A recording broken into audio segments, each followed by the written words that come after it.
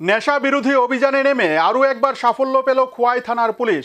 গোপন সূত্রের ভিত্তিতে থানার অন্তর্গত রামচন্দ্র ঘাটের ইন্দিরা কলোনি এলাকায় একটি বাড়িতে অভিযান চালিয়ে বিপুল পরিমাণে ব্রাউন সুগার উদ্ধার করে পুলিশ।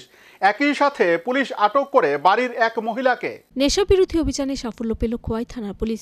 রামচন্দ্র ঘাটের ইন্দিরা কলোনি এলাকায় এক বাড়িতে অভিযান চালিয়ে বিপুল পরিমাণ ব্রাউন সুগার উদ্ধার করে পুলিশ।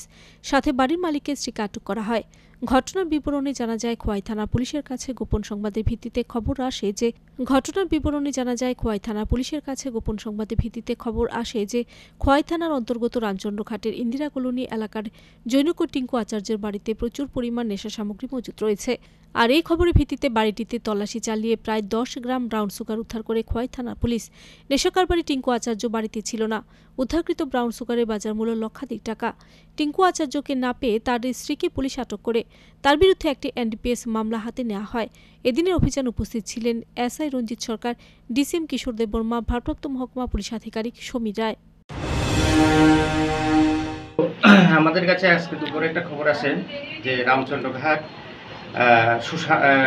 সুশঙ্কর আচার্যি ওরফে টিঙ্কু, ওর বাড়িতে প্রচুর পরিমাণ ড্রাগস মজুত রাখা আছে। তো আমরা সেই খবরের ভিত্তিতে আমরা সেখানে যাই এবং আমাদের সাথে ছিল এসডিপিও স্যার,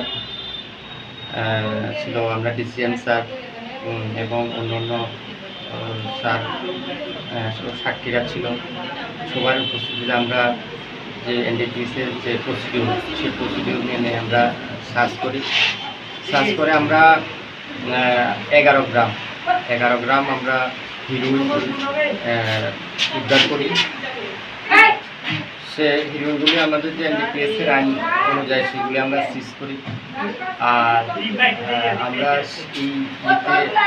এই যার পজিশনে আমরা পেয়েছি সুশঙ্কর ওরফে টিঙ্কু আচার্যি, ওনার স্ত্রী প্রিয়ঙ্কা আচার্যি, আমরা ওনাকে অ্যারেস্ট করি। Report search India TNN।